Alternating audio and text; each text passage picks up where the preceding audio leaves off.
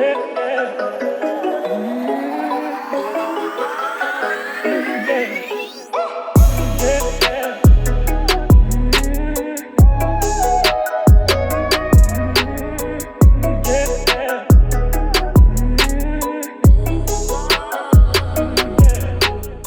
guys, so Kevin Samuels made a prediction, and before I start, I should say that I am a huge Kevin Samuels fan. I used to watch his content religiously. He's someone that I admired, and also he was the one that actually I got after his death that I actually felt motivated to actually do videos and speak on these topics, and it was because of him.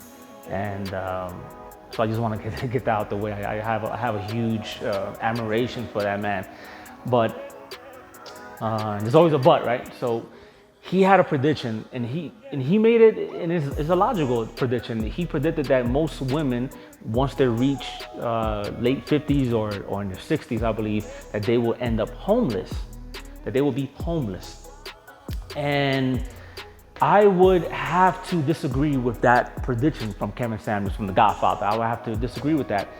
And the main reason I would have to disagree with that is because I don't know if he thought this through, because he would say that Social Security is not going to be available. And this, you got to understand that the largest voting bloc is women, especially in the United States. Or I think I don't know the data in other parts of the world, but in the United States particularly, women are the largest voting bloc. Women outvote men. Women live longer than men.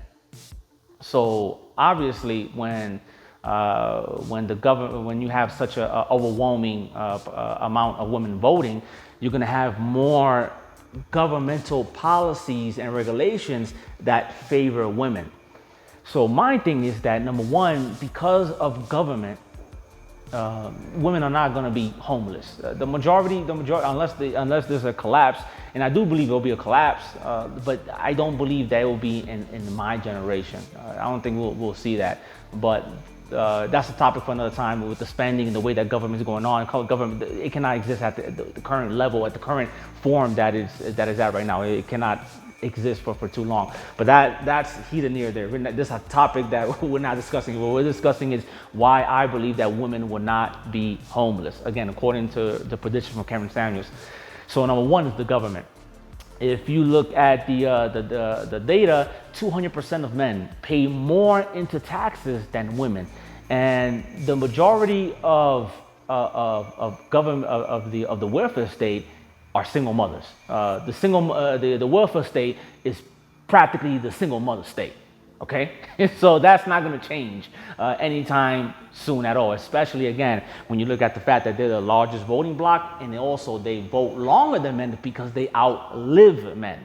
So that's not going to change anytime soon. So one thing also that I would say that's interesting statistic is that also look at who is the number one employer. Who is the number one employer of women? Who's the number one employer of women? If you guess government, then you guess right. You guess right. You got it right. Ding, ding, ding, ding, ding, ding. You got it right. The number one employer of women is the government. So the government provides for women, takes the place of a man. They are the number one employer of women. And also because of the welfare state, the welfare state incentivizes bad behavior, because the welfare state says that you have no man, there's no father in the picture, and you have how many kids, because they give you more money based on how many children you have. So the government then it creates a dysfunctional society, in a cycle of dysfunction, because now the government steps in as a father figure, but the government cannot be a father figure because the government is not a father, right?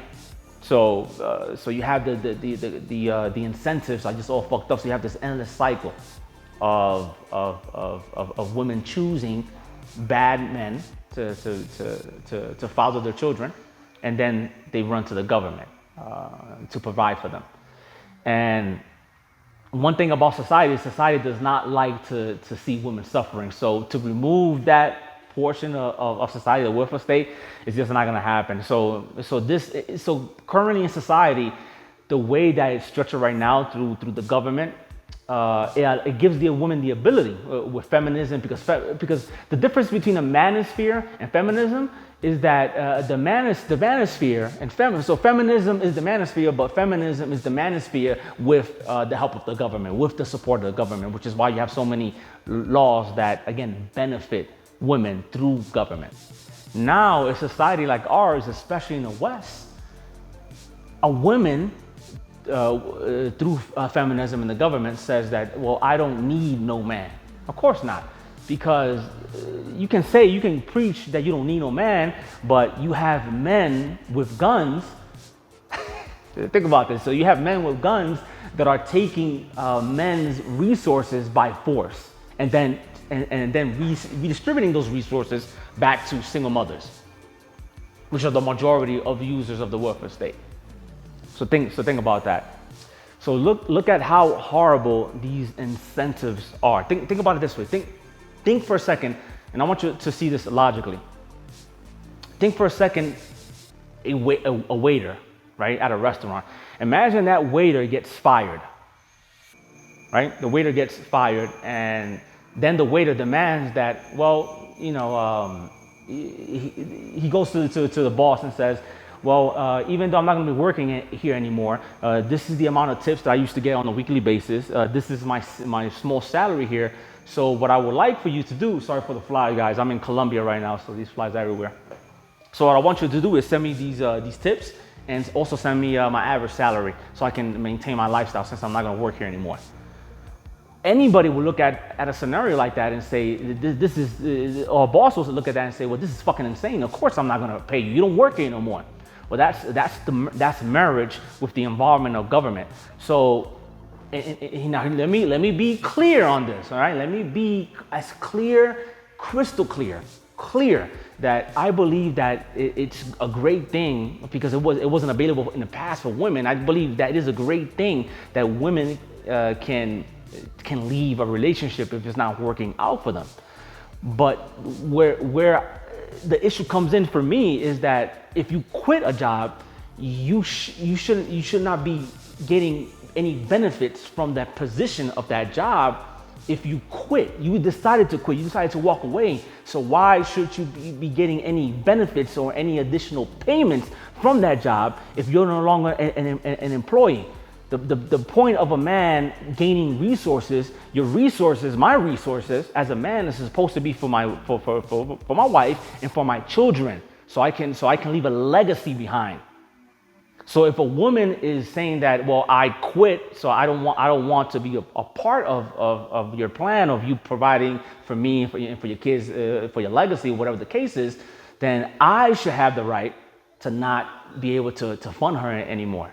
Right? That will be the case in a free society, but that's not the case in this current society, right? Because again, you have feminism, which now through feminism actually provides men with more sex than before. Now the top tier men who have looks and status, now they have more options for sex. So feminism is all about a woman, empowering a woman to behave like a man.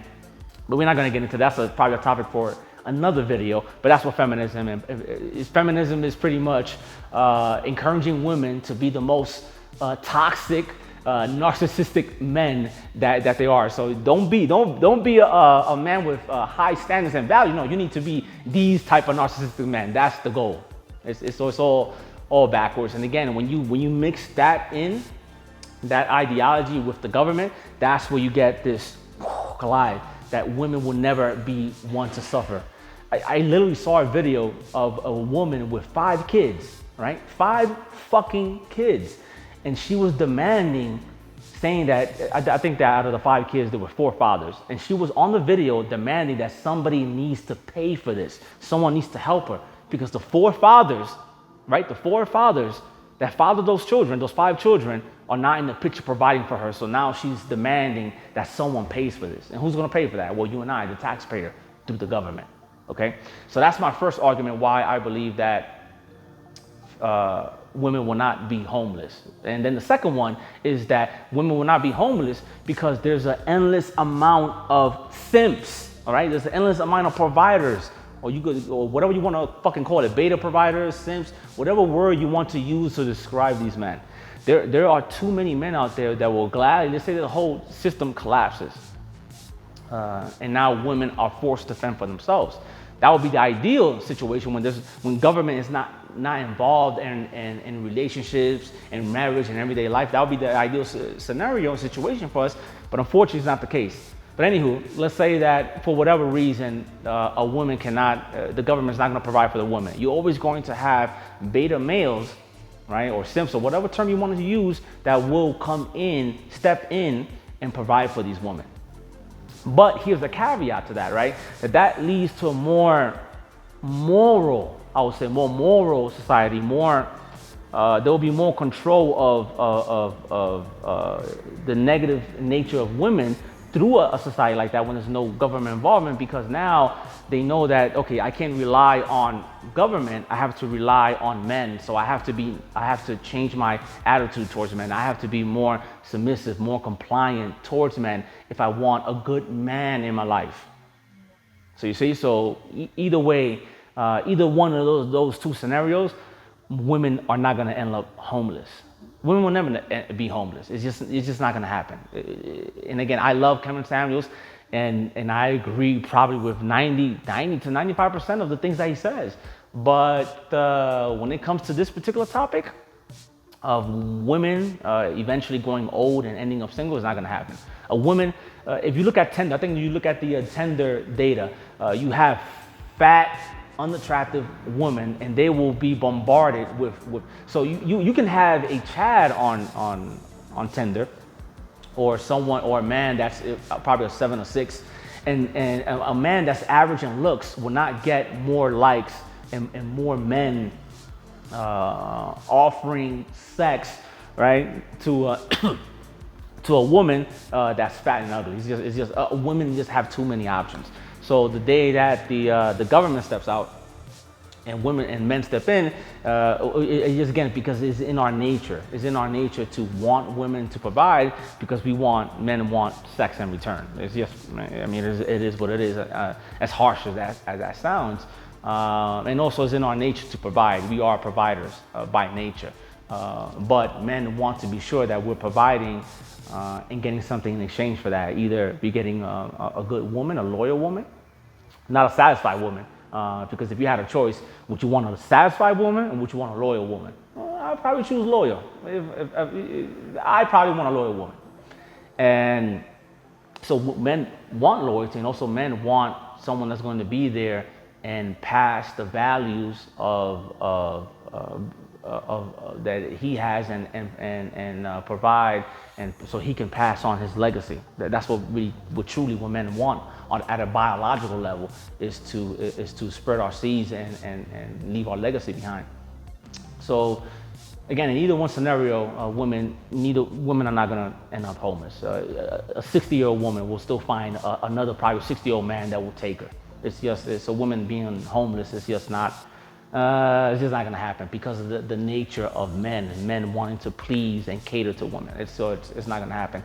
And I would say also that, now I will say this, that if the government was not involved in marriage and our everyday lives at the extent that the government is involved currently right now, I can guarantee you, right, with certainty, that the majority of these fucking pill channels, red pill, blue pill, black pill, whatever fucking pill it is, the majority, and also dating coaches, the majority of these people will disappear off the map. There will not be a market for them, right? There will not be a market for them because there's no government involvement that's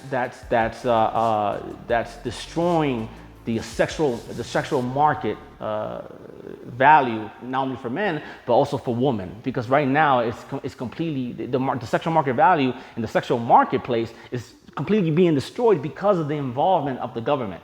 So if you remove government out the way, things will naturally progress to the way things were in the past. Because a lot of these red pill channels, they will say female nature, but okay, if female nature is consistent, right? If female nature was consistent, why was it that men just in the 1950s were able to marry and keep families?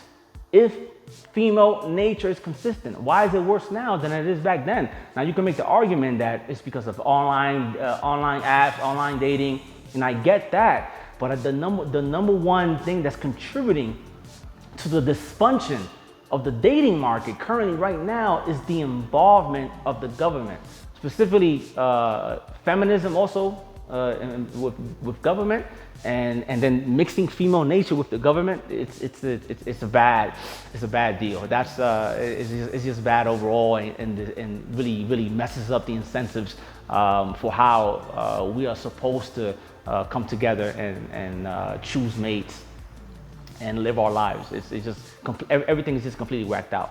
And one thing also that I'll say about pill channels I'm assuming they're drugs, right? Because when you're taking a pill, you're taking a drug. But no matter what pill, right? No matter what fucking pill it is that you're taking, or whether it's red, blue, yellow, white, green, pink, doesn't matter. A pill is a drug, and drugs tend to distort reality. Right? So if you take one drug, it will tend to distort reality based on what that drug does, the side effects, or what the goal of the drug. Like, it's like taking a Xanax, right? If I take a Xanax, then I'm going to just feel it's going to distort my sense of reality. So taking any of these drugs distort sense of reality. So I'm not for any pills per se. I'm more for just reality based discussions, evidence, data that leads more towards a productive outcome of where we can go, and actually providing actual solutions that actually make sense for men, and not only for men, but also for women, so we can all live a more fulfilling, more productive lives. And well, that's it. I guess that's what I want to end the video with, but maybe I'm wrong. Maybe I'm wrong. So you guys tell me in the comment section. Tell me if I'm wrong, or if you agree. You can also comment. Tell me why you think that you agree with my point. Please like this video, share, and also subscribe. I really appreciate that. That will give me the indication that this content, what I'm saying, is resonating with you guys. And I'll be able to then be more incentivized, right, to do more videos like this. All right, guys, peace.